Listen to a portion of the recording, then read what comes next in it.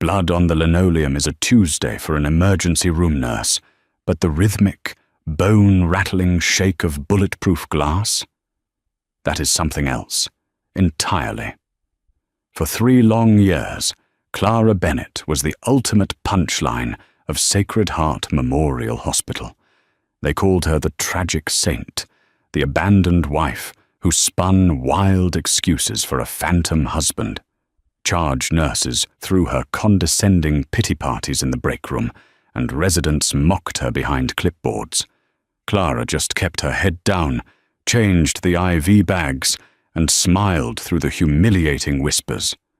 Nobody knew what she was actually waiting for. Not until the deafening rotors of a heavily armed MH-60M Black Hawk shattered the hospital's quiet afternoon, and a team of men in tactical gear stormed the ICU, looking for the woman everyone thought was a pathetic joke. Sacred Heart Memorial in downtown Seattle was a meat grinder dressed up in sterile white tiles and fluorescent lighting. It was a Level 1 trauma center that chewed up idealistic medical professionals and spat them out as cynical, caffeine-addicted husks. But even in a place defined by high-stakes chaos, the staff always found time for their favorite spectator sport, feeling deeply, aggressively sorry for Clara Bennett. Clara was 29, an ICU nurse with a quiet demeanor, dark hair usually pulled back in a messy bun, and a terrifyingly sharp clinical mind. She was the nurse you wanted when your mother's blood pressure bottomed out at 3 a.m. She was the one who could spot a subtle arrhythmia on a monitor from 50 feet away while juggling 2 other crashing patients. Yet, to the staff of the 4th-floor intensive care unit, her medical brilliance was entirely eclipsed by her personal life, or rather, her lack thereof. Did you see her eating lunch in her car again? Tiffany, a 23-year-old fresh out of nursing school, whispered loudly at the nurse's station. She clicked her pen, leaning over the counter. It's so sad. I swear she was looking at that old photo again. Brenda Carmichael, the unit's veteran charge nurse, sighed heavily, adjusting her reading glasses. Brenda wielded her pity like a weapon. It's tragic, really, Brenda said, her voice dripping with maternal condescension. 3 years she's been working here. 3 years of telling everyone she's married to this David guy. Have any of you ever seen him? Dropping her off, bringing her coffee, even a stray flower delivery on Valentine's Day? Never, chimed in Chloe, a respiratory therapist, who had paused to listen. She says he travels for work. What kind of work keeps a man away for 11 months out of the year? My cousin dated a guy like that. Turned out he had a whole second family in Boise. Clara stood just around the corner in the supply room, her arms loaded with 1-liter bags of normal saline and a stack of clean linens. She heard every word. She always did.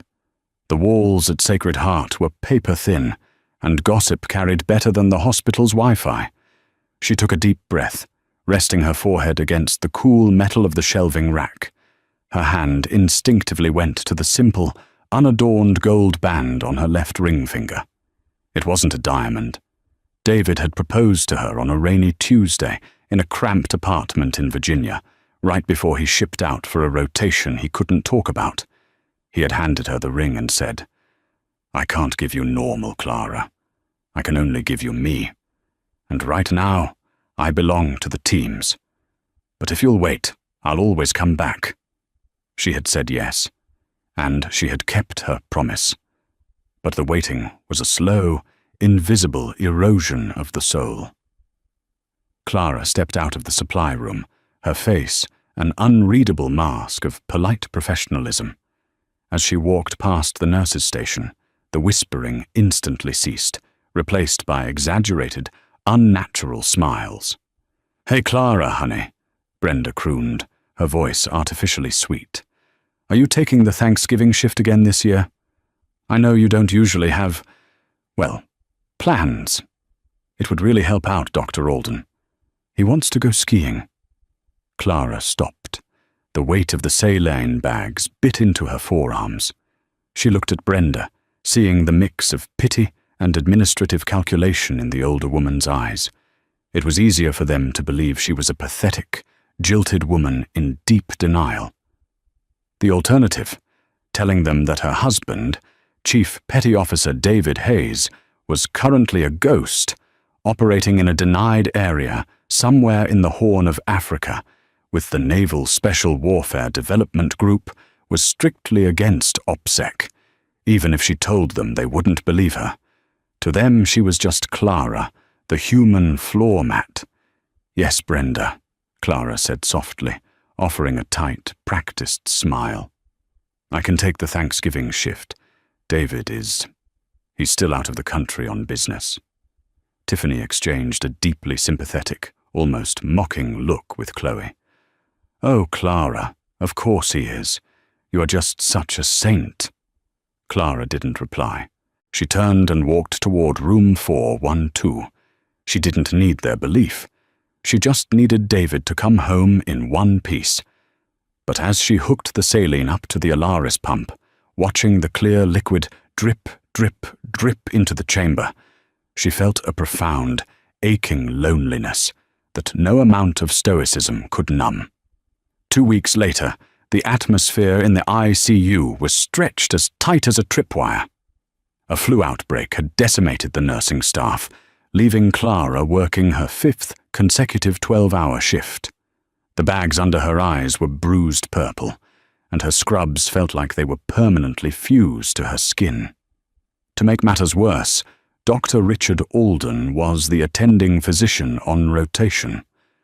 Alden was a man who believed his medical degree granted him the divine right of kings. He was notoriously hard on nurses, but he had a special, venomous disdain for Clara. He saw her quiet submission to the staff's pity as a sign of weakness, and bullies always instinctively strike at the weak. It was 2 p.m. Clara had finally managed to sneak away to the break room for a mandated 15-minute rest. She sat in the corner booth, staring blankly at a lukewarm cup of vending machine coffee. Her cell phone, a heavily encrypted, ruggedized model that stood out glaringly among the sleek iPhones of her colleagues, sat on the table in front of her. The break room door swung open, and Alden walked in, followed closely by Brenda. They didn't seem to notice Clara tucked away in the dim corner. "I'm telling you, Brenda, it's a liability," Alden was saying, aggressively stirring a packet of Splendor into his mug. "Her head isn't in the game. She's entirely distracted by this fantasy life she's built.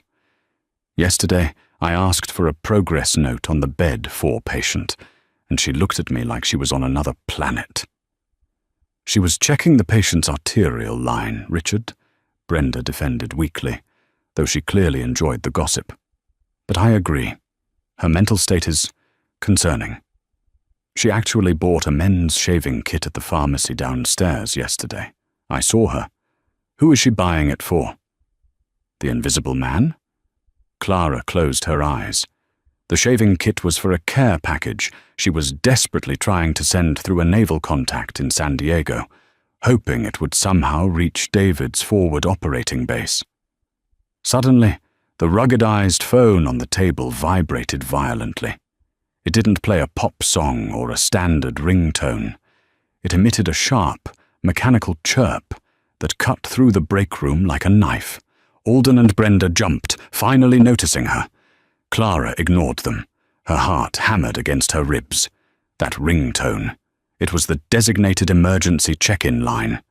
She grabbed the phone, her hands trembling slightly, and pressed it to her ear.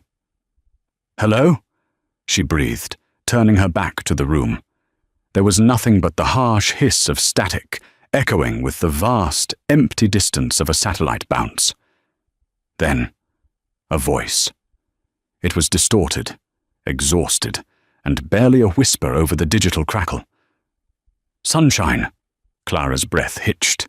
Tears sprang to her eyes instantly. "David, oh my God, David, are you okay? Where are you? Can't... Say, we had a situation. Heavy contact. The line popped violently. I'm intact, but I'm going dark, Clara. Real dark. Might be a while before I surface. How long? Clara whispered frantically, clutching the phone so hard her knuckles turned white.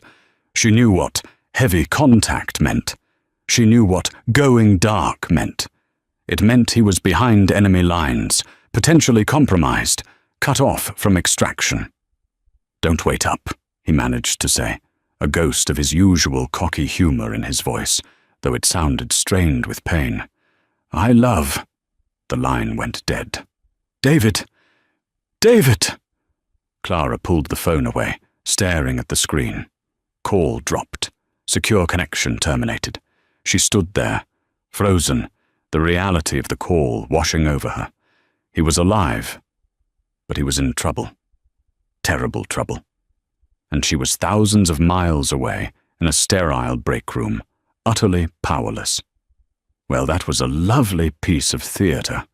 Dr. Alden's voice sneered from behind her. Clara turned around slowly. Alden was leaning against the counter, a smirk playing on his lips. Brenda looked uncomfortable but didn't intervene. Who was that, Clara? The imaginary husband calling from his imaginary business trip. Alden chuckled cruelly. You know, there are psychiatrists in the West Wing who specialize in delusion. I could write you a referral. Clara stared at him. For the first time in 3 years, the polite, submissive mask slipped. The raw, unfiltered terror and exhaustion she was feeling bled into her eyes, making them cold and hard. She looked at Alden not as a doctor, but as an obstacle. A very small, very petty obstacle. Excuse me, Doctor, Clara said, her voice dropping an octave, devoid of any warmth or apology. She didn't explain. She didn't defend herself. She just walked right past him, clipping his shoulder with hers hard enough to make him stumble back a step. She left the break room, leaving Alden sputtering in indignation, and walked straight to the closest utility closet. Once inside, surrounded by mop buckets and bleach, Clara finally broke down. She slid down the wall, covered her mouth with both hands to muffle the sound, and sobbed for the man she might never see again. 3 days passed. 72 hours of agonizing silence. Every time Clara looked at her phone, the blank screen felt like a physical blow. She couldn't sleep. She couldn't eat. She moved through her shifts at Sacred Heart on pure mechanical muscle memory, a ghost haunting the ICU corridors. The pity from the staff had intensified. After the incident in the break room, the rumors mutated. Now, she wasn't just pathetic. She was having a mental breakdown. Brenda started taking high-acuity patients away from her, assigning her to the stable, waiting for discharge beds. It was a demotion in everything but name. Just take it easy today, Clara, Brenda had said that morning, patting her shoulder with that unbearable sympathy. You seem fragile. It was a Tuesday afternoon, and the sky outside the massive ICU windows had turned the color of a bruised plum. A freak Pacific Northwest storm was rolling in off the coast, bringing with it howling winds that rattled the thick glass. The barometric pressure dropped, and the hospital felt restless, charged with an eerie, static tension. At 3:45 p.m., the quiet shattered. The overhead PA system barked to life. Code Blue, Emergency Department, Trauma Bay 1, Code Blue, Emergency Department. Normally, an ICU nurse wouldn't run down to the ED for a code unless they were specifically on the response team. Clara wasn't. But as she stood near the elevators, the doors slid open, and a chaotic tangle of paramedics, nurses, and doctors spilled out, pushing a gurney at a dead sprint straight toward the ICU's surgical suite. "Move! We're losing him!" a paramedic screamed, his uniform covered in blood. It was a multi-vehicle pileup on Interstate 5. The patient was a man in his 40s, his chest crushed by a steering column. They slammed the gurney into Trauma Room A, inside the ICU. Dr. Alden, who was the senior attending, rushed in, pulling on gloves. Clara, acting on pure instinct, followed right behind him. The room instantly became a war zone of shouting voices, tearing plastic, and the desperate high-pitched alarm of the cardiac monitor. "He's in V-fib!" Tiffany yelled, staring at the jagged, chaotic lines on the monitor. She was panicking, her hands shaking as she tried to unspool the defibrillator pads. "Charge to 200!" Alden barked, his voice slightly higher than normal. He looked at the patient's ruined chest, hesitating. Blood was pooling rapidly in the man's throat. "He needs an airway, doctor," Clara said, her voice calm, cutting through the panic like a laser. She had already grabbed a laryngoscope and an endotracheal tube. Alden glared at her, sweating. "I know what he needs, nurse. Clear." The shock rocked the patient's body. The monitor flatlined for an agonizing second, then returned to the same chaotic V-fib. "Still V-fib. No pulse!" Brenda shouted from the corner. "Push one of epi," Alden ordered. He grabbed the laryngoscope from the tray, clumsily trying to open the patient's jaw. Blood was welling up, obscuring his view. "I can't see the cords. There's too much blood. Suction!" Tiffany fumbled with the suction catheter, dropping it on the floor. I'm sorry. The monitor let out a continuous, flat tone. Asystole. Flatline. "He's gone," Alden said, taking a step back, his shoulders slumping. He looked overwhelmed, ready to call the time of death. "Stop compressions. We can't get an airway." "No," Clara said. The entire room froze. Brenda stared at her, horrified. "Clara, step back," Brenda warned sharply. Clara ignored her. She didn't see Dr. Alden, the bully. She saw a man dying because the person in charge was freezing under pressure. She had spent the last 3 days imagining David bleeding out somewhere, with no one to help him. She was not going to let this man die on her watch. Clara physically moved Alden out of the way with a firm hip check. She grabbed a fresh suction Yankawa, cleared the airway with aggressive precision, and took the laryngoscope. "Clara, you are out of line!" Alden yelled, his face flushing dark red. "I am the attending." "Keep doing compressions," Clara barked at the paramedic, her tone adopting an absolute, undeniable authority that shocked everyone in the room. It was a tone she had unconsciously absorbed from David, the command voice of someone used to operating in chaos. She leaned in, tilting the patient's head. Cords visualized. Tube is in. She slid the plastic tube down the man's trachea, secured it, and attached the bag valve mask. "Bag him. Push another milligram of epinephrine. Now." Within 30 seconds, the monitor blipped. Once, twice. Then, a steady, rhythmic beep. A sinus tachycardia.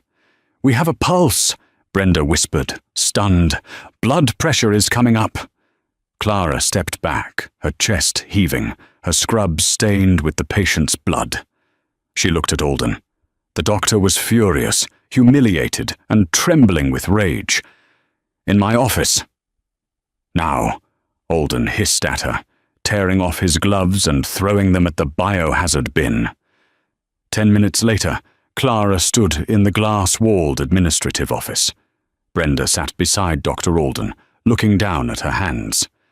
"That was the most egregious display of insubordination I have ever witnessed in my career," Alden seethed, slamming a formal write-up form onto the desk.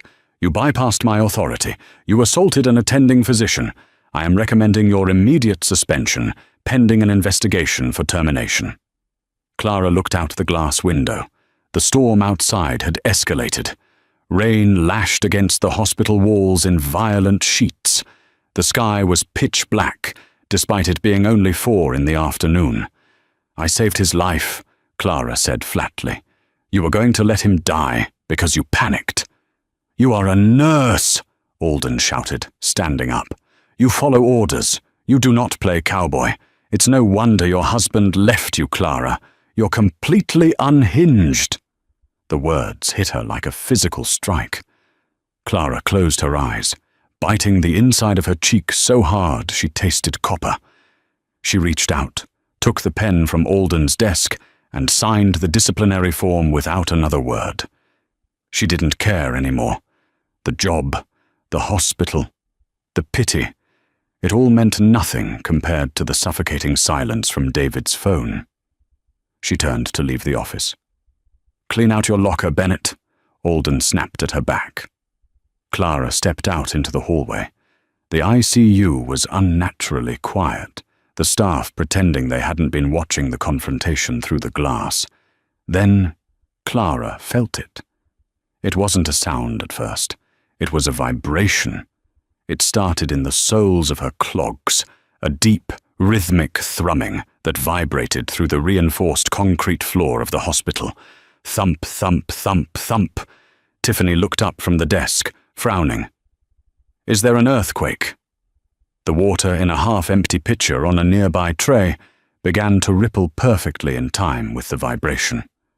The low rumble grew louder, vibrating the metal frames of the supply carts. It sounded like the storm outside had suddenly grown an engine.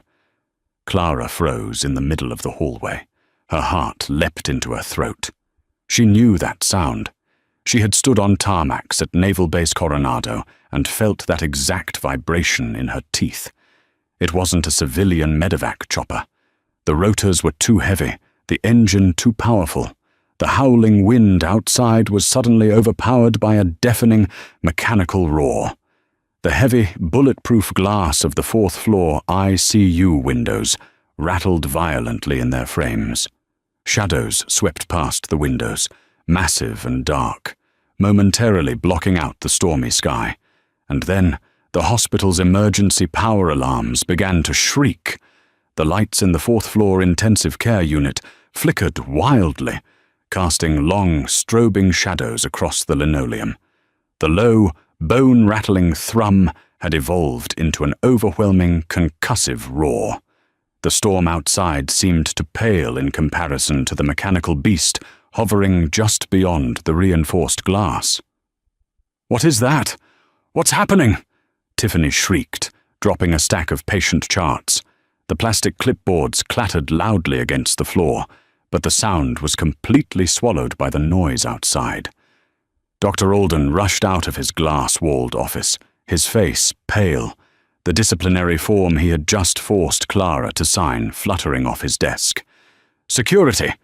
Someone call security! We have a helicopter trying to land on the emergency pad, but they haven't been cleared by air traffic."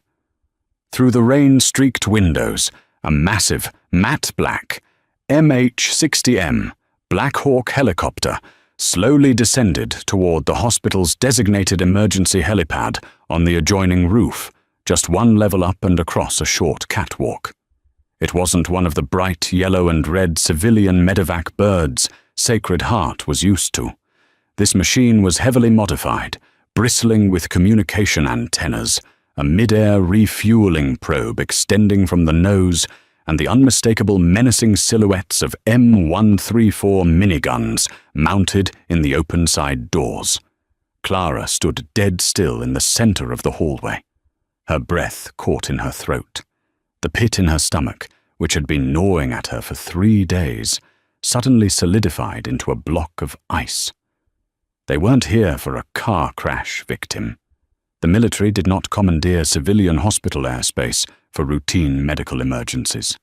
The helicopter's wheels touched down with a heavy thud that vibrated through the walls. The rotors didn't power down. They kept spinning at full speed, whipping the torrential rain into horizontal sheets. Then, the heavy, double-security doors leading to the roof access stairwell blew open.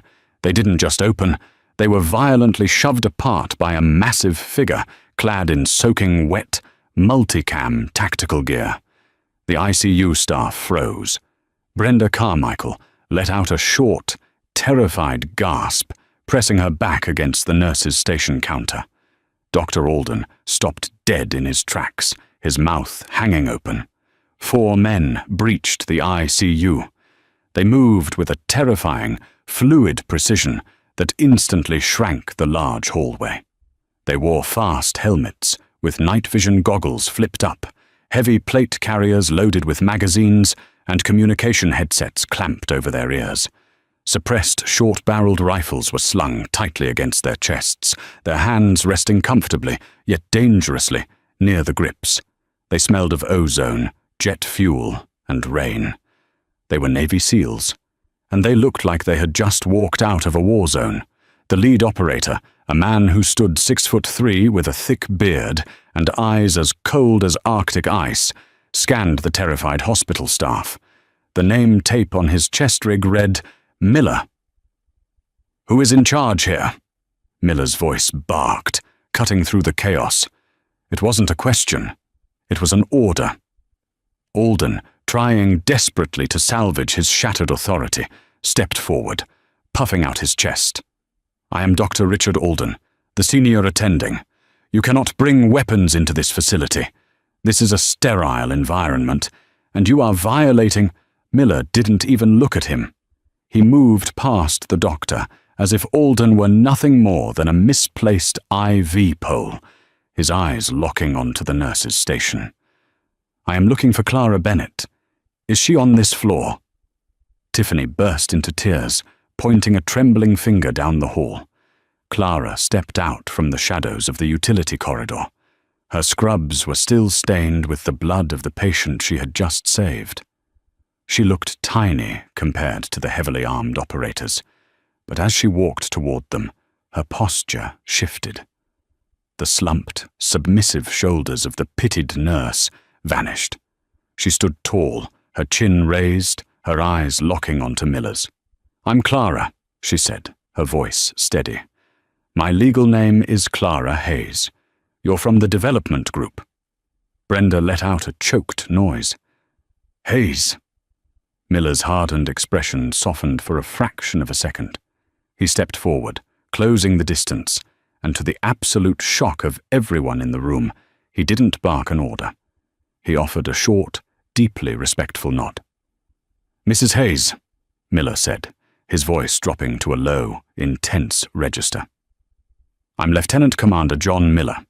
Your husband is Chief Petty Officer David Hayes." Clara's heart stopped. The world narrowed down to the man in front of her. "Is he alive?" "Barely, ma'am," Miller said, pulling no punches. He took 2 rounds to the chest and 1 to the thigh during a high-value extraction in the horn.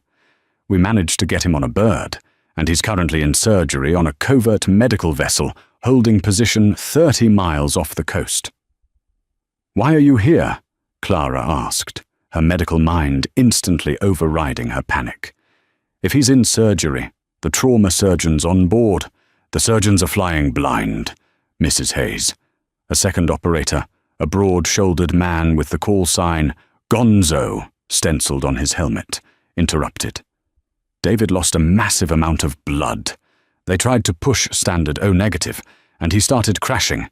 Massive anaphylactic response. They can't stabilize him." Clara's eyes widened. "The Kell antigen." "Excuse me?" Miller asked. "David has a rare blood subtype. He has a severe anti-Kell antibody," Clara said rapidly, her mind racing. "If they give him standard unscreened O-negative blood that is Kell positive, his immune system will destroy the red blood cells. It will cause massive hemolysis and renal failure. Did they push epinephrine?" "Yes, ma'am, but his pressure is still tanking," Miller said, staring at her with a mix of awe and urgency.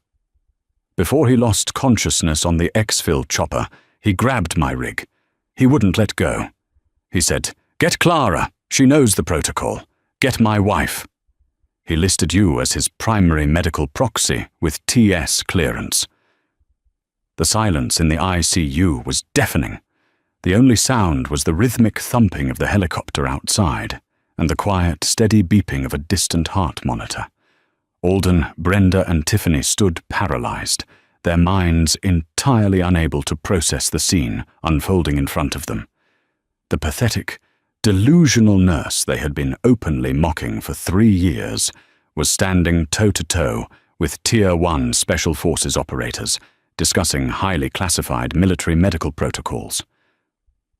"I have his full medical file encrypted on a hard drive in my locker," Clara said, already moving. "It contains the exact synthetic plasma protocol we developed with Naval Medical Center San Diego when we found out about the antibody." "Go," Miller said. "We have 3 minutes before we need to be wheels up, or he won't make it."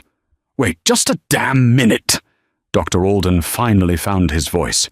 It cracked slightly, betraying his fear. But his monumental ego pushed him forward. He marched toward Miller, his face flushed. "You can't just barge into my hospital and take my staff," Alden yelled, pointing a finger at Clara. "She is currently suspended. She just assaulted an attending physician and broke protocol. She is a liability, and she is not going anywhere until human resources—" Commander Miller slowly turned his head. The movement was deliberately, terrifyingly slow. He looked down at Dr. Alden. The SEAL didn't raise his voice. He didn't yell. He simply stepped into Alden's personal space, the ceramic plates of his body armor lightly brushing against the doctor's pristine white coat. "Sir," Miller said, his voice a low, lethal gravel. "This woman is a former Navy trauma nurse who holds a higher security clearance than the governor of this state. Her husband is an American hero, currently bleeding out for his country. If you say another word, if you take one more step toward her, I will consider you an obstruction to a vital military operation, and I will physically throw you through that plate glass window. Do we have an understanding?" Alden swallowed hard, all the color draining from his face. He took a rapid, stumbling step backward, his hands raised in surrender. Yes. Brenda was openly weeping by the nurse's station, staring at Clara as if she were seeing a ghost. Tiffany had pressed both hands over her mouth, her eyes wide with unadulterated shock. All the whispered jokes in the break room, the cruel assumptions about her imaginary husband, the condescending pity, it all hung in the air, toxic and heavy, completely shattered by reality. Clara didn't spare them a single glance.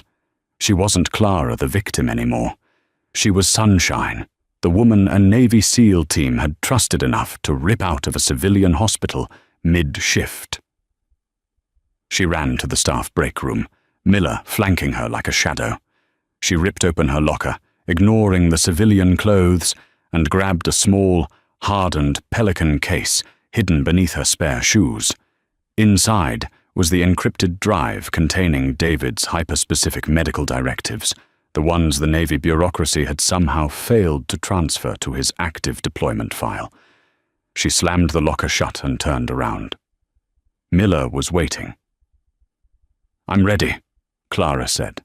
"Let's move, Mum. We're burning daylight," Miller said, tapping his headset. "Gonzo, we have the package. Moving to the roof." They strode back through the ICU. Clara walked in the center of the diamond formation, the 4 SEALs naturally created around her. As she passed the nurse's station, she unclipped her Sacred Heart Memorial Hospital ID badge. She didn't slow her pace. She simply tossed it.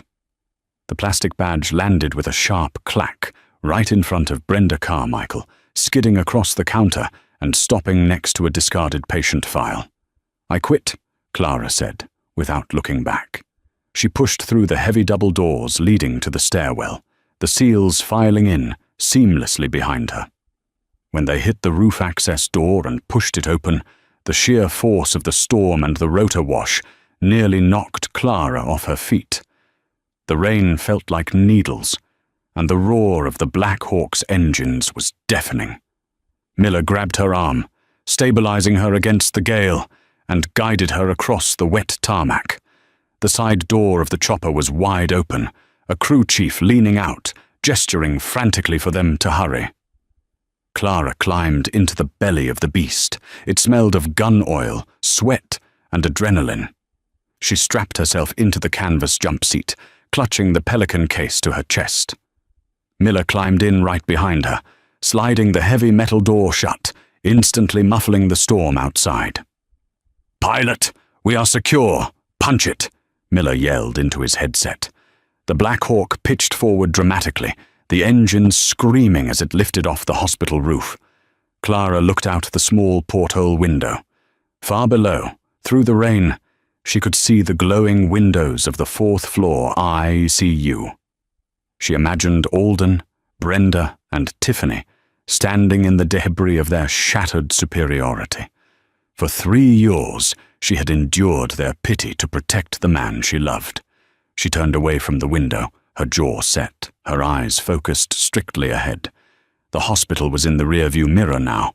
The only thing that mattered was the dark expanse of the Pacific Ocean ahead of them, and the broken man waiting for her at the end of the line. "How long to the ship?" Clara yelled over the engine noise. Miller checked a ruggedized GPS unit strapped to his wrist. 12 minutes, Mom. The surgical team is standing by to receive you. You're going to have to walk them through the plasma synthesis the second your boots hit the deck."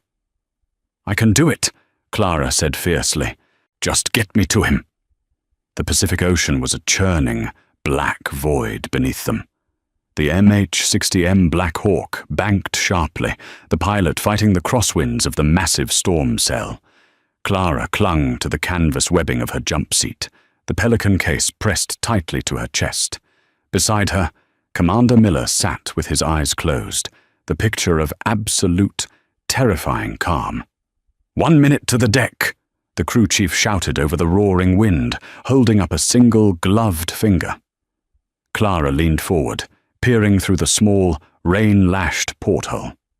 Emerging from the violent swells was a massive, angular silhouette. It wasn't a standard aircraft carrier or a hospital ship. It was a literal combat ship, its hull painted a stealthy, radar-absorbent dark grey, cutting through the waves like a serrated knife. There were no identifying numbers, no flags visible in the storm. It was a ghost ship. The helicopter dropped with stomach-churning speed, the landing gear slamming onto the pitching flight deck. Before the wheels had even settled, Miller had the side door open. The storm outside was infinitely worse over the open ocean. Freezing rain blasted into the cabin, instantly soaking Clara to the bone. "Stay low! Follow me!" Miller roared, grabbing her shoulder. They sprinted across the slick tarmac, the rotors screaming overhead. 2 sailors in heavy foul-weather gear muscled open a heavy watertight hatch, pulling them into the blinding, fluorescent glare of the ship's interior. The transition from the chaotic, freezing storm to the stifling, metallic heat of the ship was jarring. "Medical bay is deck 2, forward," Miller said, shedding his wet tactical vest with practiced speed, revealing a soaked olive-drab undershirt. "Move!" They descended a narrow, steep ladder well, their boots clanging against the steel grates. The ship rolled violently with the waves, but Clara barely noticed.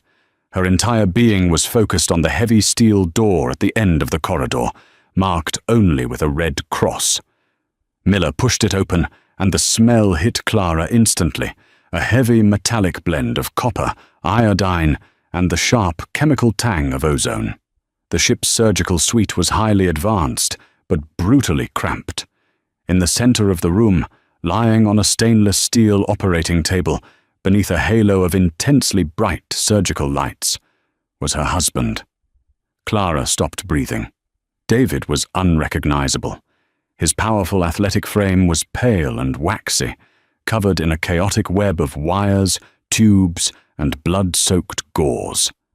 A ventilator hissed rhythmically, forcing air into his lungs. The cardiac monitor above his head was an angry, flashing red, detailing a terrifyingly low blood pressure and a heart rate that was dangerously erratic.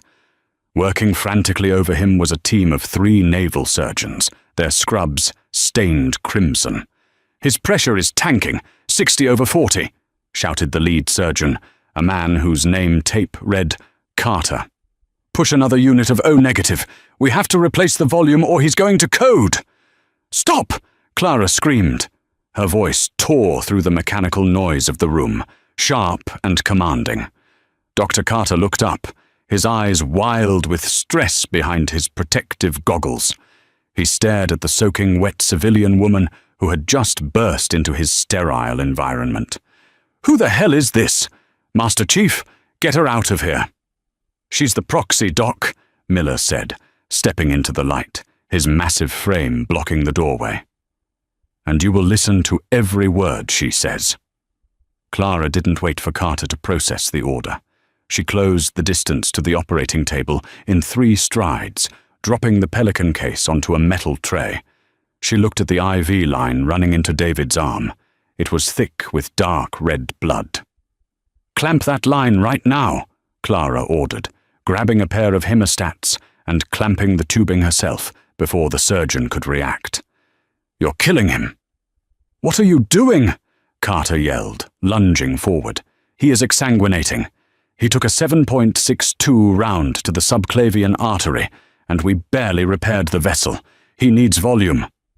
"He has an anti-Kell antibody," Clara shot back, her hands flying over the Pelican case, unlocking the heavy latches. "If you push unscreened, Kell-positive whole blood into his system, you're triggering a massive hemolytic crisis. His immune system is attacking the transfused blood cells. Look at his catheter bag." Carter looked down. The fluid draining into the Foley catheter bag wasn't the pale yellow of urine. It was the dark, horrifying color of black tea. The surgeon's face went chalk white. Hemoglobinuria. God, his kidneys are shutting down from the hemolyzed cells. But it wasn't in his file. His DOD medical jacket cleared him for standard field transfusions. "His file was wrong," Clara said, pulling the encrypted titanium hard drive from the case. "Where is your plasmapheresis unit? And your blood centrifuge?" "In the bulkhead behind you," a stunned nurse whispered, pointing to a large, complex machine built into the wall. "Boot it up. We are going to wash every unit of packed red blood cells you have on this ship before it goes into him," Clara commanded, moving to the computer terminal adjacent to the medical equipment. She jammed the drive into the USB port. A prompt asking for a 32-character encryption key popped up. Her fingers flew across the keyboard, entering the alphanumeric sequence David had made her memorize 3 years ago. Access granted.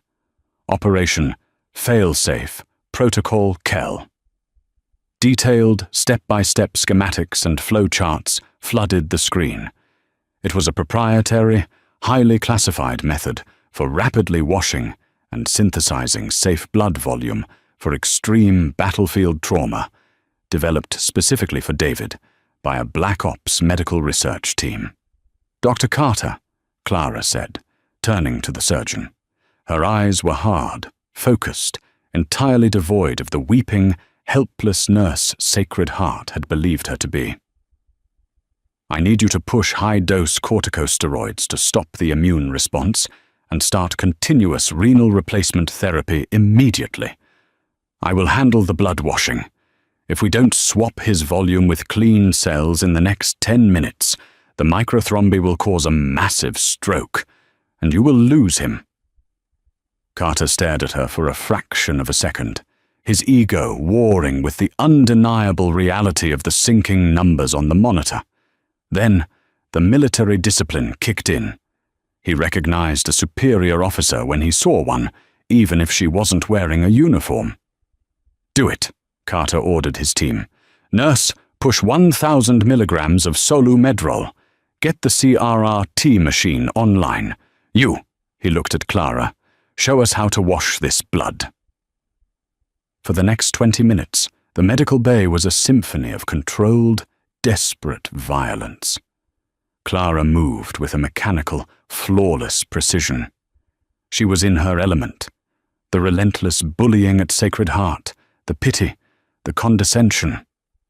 It all burned away, fueling her focus. She hooked the bags of ship store O-negative to the centrifuge, using the proprietary solvent on her drive to strip the Kell antigens from the cell walls, rendering the blood completely invisible to David's raging immune system. "Clean unit ready," Clara announced, tossing the bag to Carter. "Spike it and push it under pressure." They hung the bag, the washed, life-saving fluid racing down the line and into David's veins. "Pressure is still 70/40, Carter noted, his eyes glued to the monitor. "Come on, Chief. Stay with us." Clara stood at the head of the table, her hands resting gently on either side of David's pale face. She brushed a strand of damp hair from his forehead. "You promised, David," she whispered, leaning down so only he could hear. "You told me you'd always come back. Don't you make a liar out of yourself now." The ship pitched over a massive wave, sending a tray of surgical instruments crashing to the floor, but nobody flinched. They were all watching the monitor. "Heart rate is stabilizing," the ship's nurse said, her voice trembling with cautious optimism. "Tachycardia is resolving. Rate is down to 110. "Blood pressure is coming up," Carter added, letting out a long, shuddering breath. 90/60. Mean arterial pressure is climbing. The hemolysis is stopping." Clara closed her eyes, a single hot tear finally breaking free and tracking down her cheek. The crushing weight that had sat on her chest for 3 days began to lift. He wasn't out of the woods, but the lethal downward spiral had been broken. 2 hours later, the storm outside had broken. The violent pitching of the USS Vindicator smoothed out into a steady, rhythmic rocking. David was stable.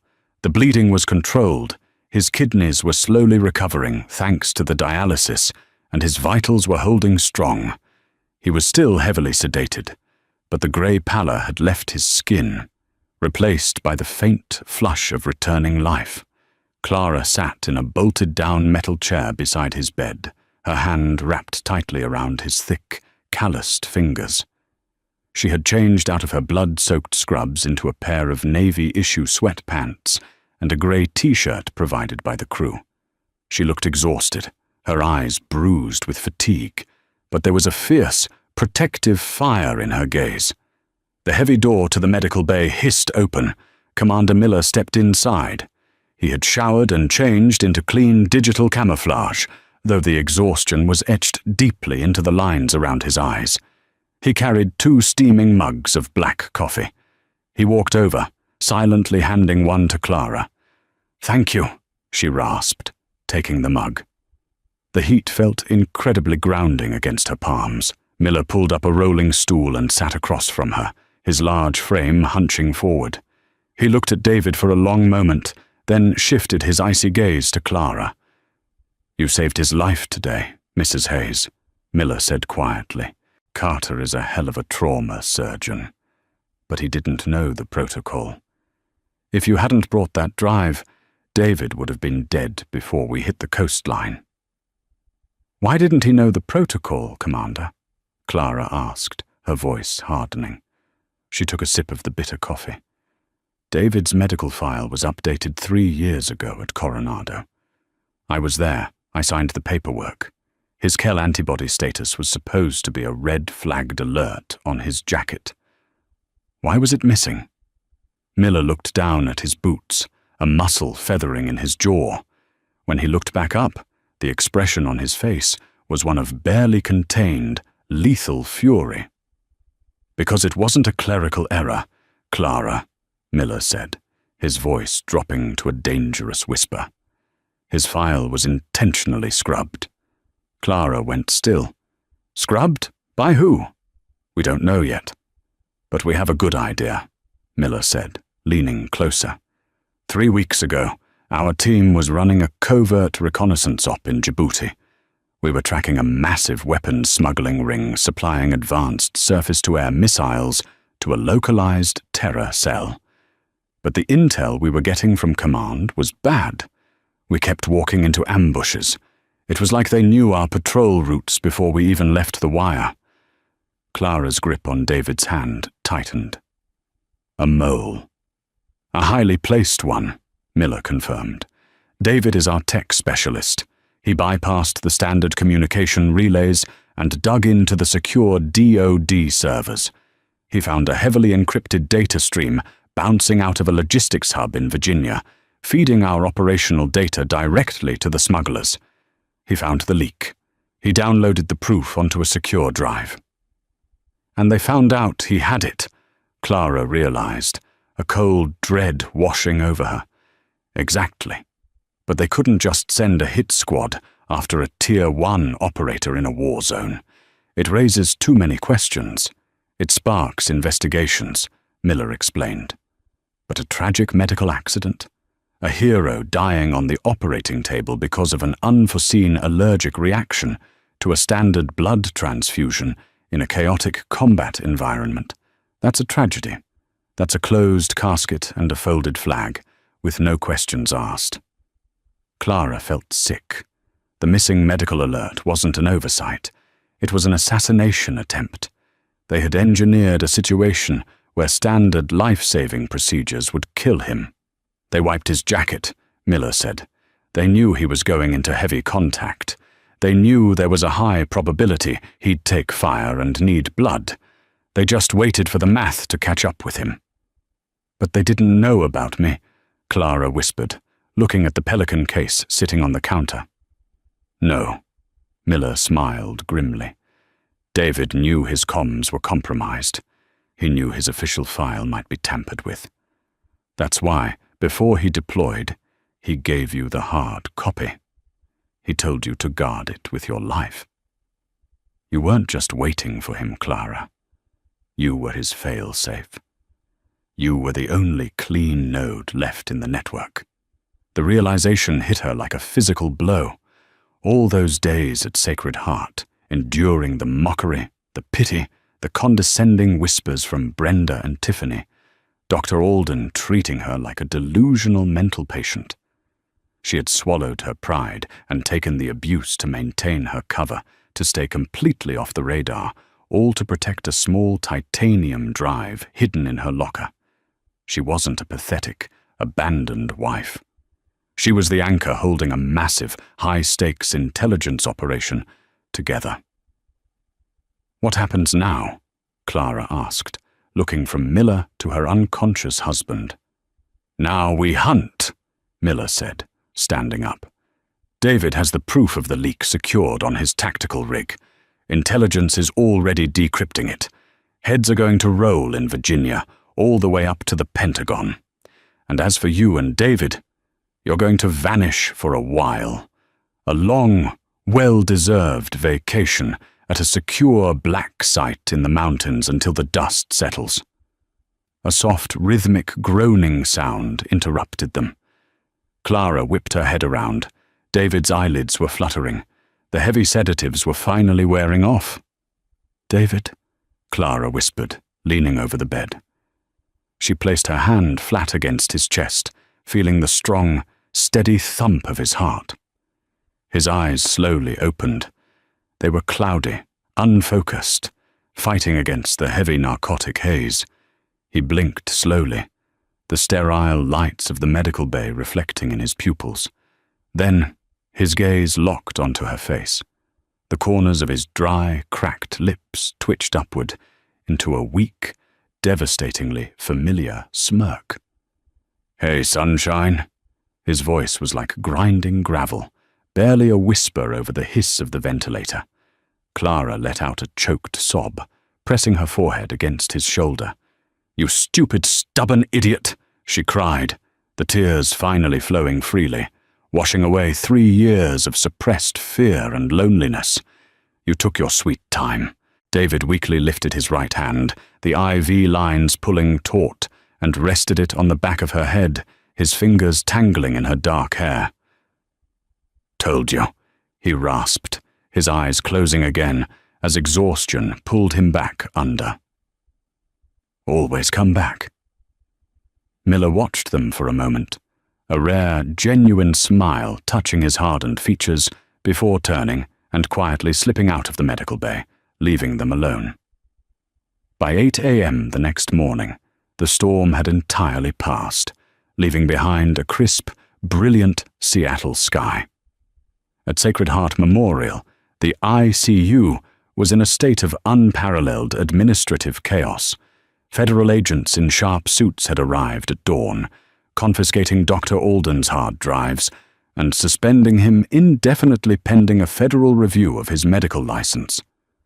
Brenda Carmichael and the rest of the nursing staff sat in stunned silence, finally understanding that the quiet woman they had mercilessly pitied was, in fact, operating on a level of bravery they could not comprehend. Miles away, aboard a ghost ship sailing into the rising sun, Clara Hayes stood on the observation deck, wrapped in a heavy navy parka.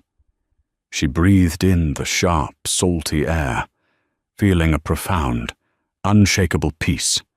The whispers, the pity, the sterile halls of Sacred Heart were a lifetime away. She was no longer the tragic saint of the fourth floor.